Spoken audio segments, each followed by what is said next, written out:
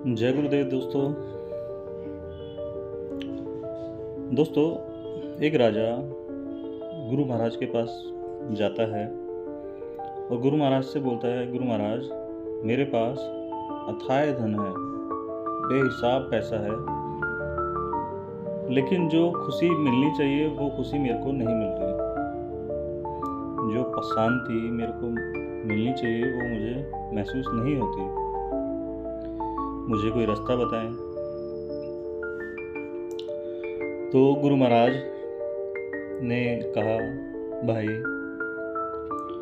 ये जो मन है ना,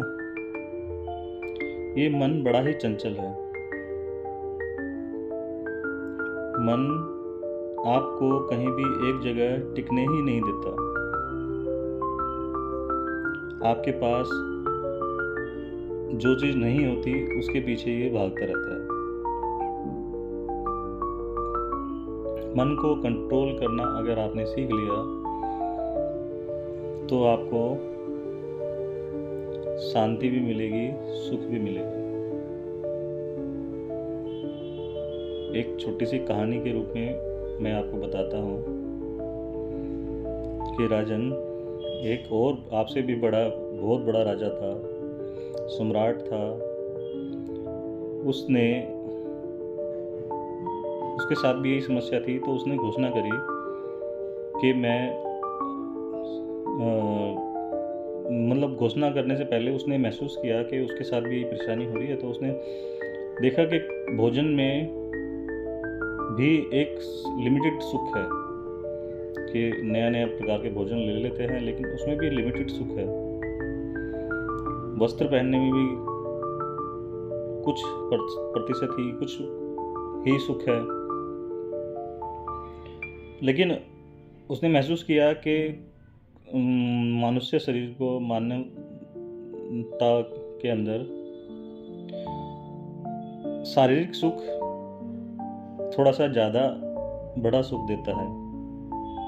आपके पास घर है, भवन है, गाड़ी है, खाना पीना है, पैसा है, उसके बाद आपको लगता है कि शारीरिक सुख मिलने से शायद आपको थोड़ा सा सुख मिलेगा, शांति मिलेगी।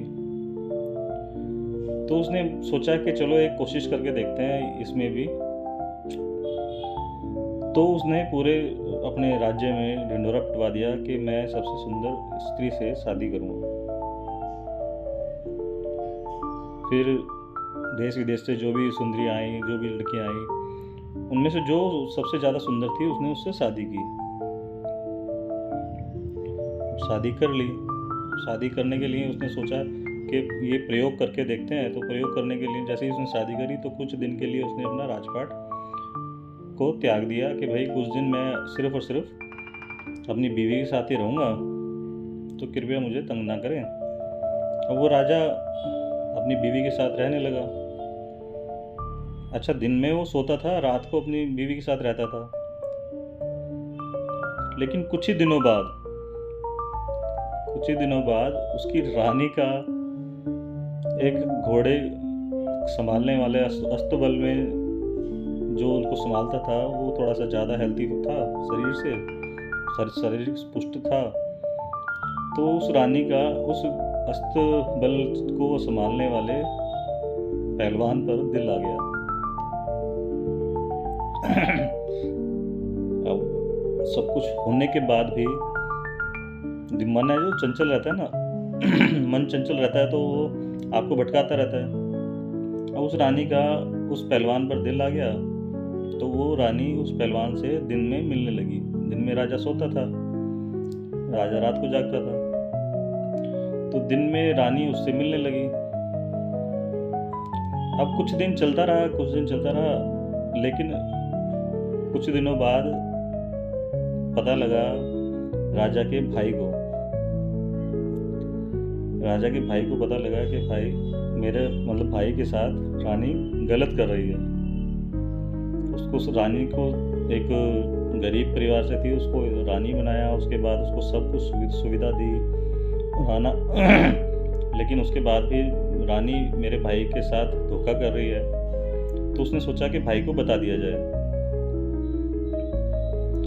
लेकिन इस बात की खबर रानी को लग गई और रानी को महसूस हो गया कि ये मेरे पति का भाई जो है वो अपने भाई को सब कुछ बता देगा मेरे बारे में कि मैं ऐसे ऐसे उस पहलवान से मिलती हूँ। तो रानी ने पहले ही राजा को कहा कि तुम्हारा भाई मुझ पर गंदी नज़र रखता है और मुझे गलत समझता है। अब उसने कान भर दिए राजा के। अब राजा के कान उसने भर दिए तो उसका भाई जब उससे अपने भाई से मिलने आया, राजा से मिलने आया, तो उसने बोला, भाई मैं भाभी के विषय में कुछ बात करना चाहता हूँ। तो राजा भड़क गया, बोला, मैं जानता हूँ तू क्या कहना चाहता है, तू यही तो कहना चाहता है कि रानी गलत है। मैं जानता हूँ, तू चला जा मेरी नज़रों से, मुझे पता है कौन गलत है। तो वो भाई क्या करता बेचारा, उसने उस राज्य से जाना पड़ा, उसको सब कुछ छोड़ छाड़ के वो चला गया। लेकिन अब रानी जिस पहलवान से प्यार करती थी, उस पहलवान का उसी महल में रहने वाली एक नर्तकी से, डांस करने वाली लड़की से, जो राजा के दरबार में नाचती थी, उससे उसका लगाव था। देखो मन का जो जाल है ना, कैसे भटकाता है। अब उस पहलवान का उस नर्तकी से प्रेम था, तो ये चक्कर चल रहा था। इस बीच उस राजा के पास, उस राजा के राज्य में एक बहुत बड़े संत आते हैं। अब संत जब आते हैं तो वो संत आते हैं तो राजा उनकी खूब आवभगत करता है, उनको खूब खिलाता है पिलाता है। तो राजा के ऊपर प्रसन्न होकर वो संत उनको एक फल देते हैं कि बेटा ये फल तू खा ले, तू खाएगा तो इससे अमर हो जाएगा। अब वो ऋषि मुनि वहां से चले जाते हैं। बड़ी अद्भुत कहानी है और आगे बढ़ती है। अब वो फल, राजा सोचता है कि मैं इस फल को खा लूंगा तो उससे अच्छा है कि मैं अपनी रानी को खिलाऊं, क्योंकि रानी अगर स्वस्थ रहेगी, अमर हो जाएगी, तो मेरा आखिरी वक्त तक, जब तक मैं जिंदा रहूंगा, मेरा बहुत अच्छा वक्त बीतेगा रानी के साथ रह के। तो मेरे को अमर होने की जरूरत है, मैं रानी को कहता हूँ, रानी खा लेगी, मैं रानी को दे देता हूँ। अब रानी को वो फल राजा दे देते हैं। रानी उस फल को लेती है। अब वो सोचने में पड़ जाती है कि मैं क्या करूंगी इस फल का खाके, मैं इस फल को खाके क्या करूंगी। तो वो सोचती है कि मैं इस फल को पहलवान को खिला देती हूँ, अगर पहलवान सुंदर रहा, स्वस्थ रहा, तो मैं उसके साथ अपना जीवन अच्छी तरह बिता लूंगी, मेरा जीवन अच्छा चलेगा, वो मेरा सब कुछ ध्यान रखेगा हर तरह से। तो वो फल उठा के अपने उस पहलवान को दे देती है, अस्तबल में जो काम करता है। उस पहलवान के पास वो फल जाता है तो वो सोच में पड़ जाता है कि यार इस फल का मैं क्या करूंगा, क्योंकि उसका तो प्रेम उस नर्तकी से था। उसके पास फल आता है तो वो सोच में पड़ जाता है। फिर उसके बाद वो फल उठा के वो नर्तकी को दे देता है। और वो नर्तकी को देता है तो नर्तकी सोचती है कि मैं इस फल का खा के क्या करूंगी, मुझे तो राजा के दरबार में नाचना है, मेरे को अमर होके मैं क्या करूंगी, रहूंगी तो नौकरानी ही। तो वो फल वो वापसी राजा को पहुंचाती है कि महाराज ऐसे ऐसे कोई संत आए थे, उन्होंने ये फल दिया है और कहा है ये फल खाए, जो भी खाएगा वो अमर हो जाएगा। तो आप इस फल को खाएं, क्योंकि आप पूरे राज्य का काम संभालते हैं और आपके राजपाट में हर नागरिक इस हमारे देश का सुखी है, उसको क्या कहते हैं, तरक्की मिल रही है, हर तरह से वो खुश है, प्रसन्न है आपकी राज्य की प्रजा। तो ये फल आप खाइए तो आपके लिए ज़्यादा बढ़िया रहेगा, हमारे देश के लिए बढ़िया रहेगा।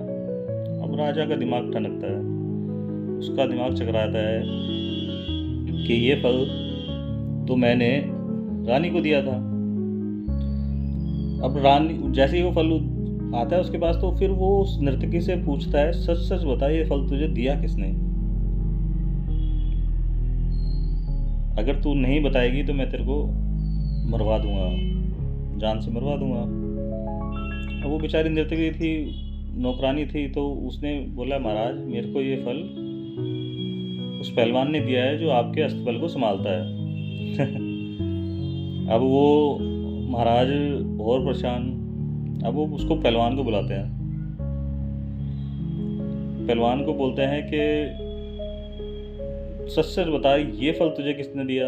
अगर तू नहीं बताएगा तो मैं तेरे को बीच से जिंदा कटवा दूंगा, आरे से बीच में 2 फाड़ करवा दूंगा, तेरे को मरवा दूंगा, जैसे भी बुरे से बुरी मौत दे सकता हूँ दूंगा। अब वो पहलवान घबरा जाता है, लेकिन क्या मरता क्या ना करता। तो वो राजा को सारी बात बता देता है कि महाराज ये फल रानी ने मुझे दिया है। अब राजा का दिमाग और खराब। अब राजा रानी को बुलाते हैं और बोलते हैं, रानी कि तूने वो फल खा लिया होगा, तू तो अमर हो गई। बीच दरबार में मैं अब सबको चमत्कार दिखाता हूँ, मैं तेरे को इस तलवार से तेरी गर्दन काटूंगा, लेकिन तू तो मरेगी नहीं, क्योंकि तूने वो फल खा रखा है। अब राजा जैसे ही तलवार उठाता है, रानी उसके पैरों में पड़ जाती है कि प्रभु महाराज ये फल मैंने नहीं खाया, मैंने ऐसे ऐसे किसी को दे दिया था। अब राजा अपने आप से बात करता है, वो बोलता है, मैं जिस खुशी के लिए, जिस प्रसन्नता के लिए, जिस शांति के लिए मैंने ये प्रयोग किया था, लेकिन पता लगा कि ये किसी में भी कुछ सुख नहीं है। असली सुख, फिर महाराज ने, जो राजा था, उसने महसूस किया, असली सुख सिर्फ और सिर्फ परमात्मा के चरणों में है।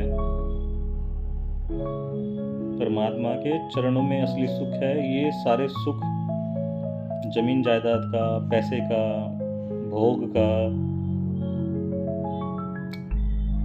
कपड़े लत्ते का, ये सुख क्षणिक मात्र है। असली सुख सिर्फ परमात्मा के चरणों में है। जो इस सुख को पहचान लेगा, उसको वो फिर कभी दुखी नहीं होता, वो हमेशा प्रसन्न रहता है। जय गुरुदेव।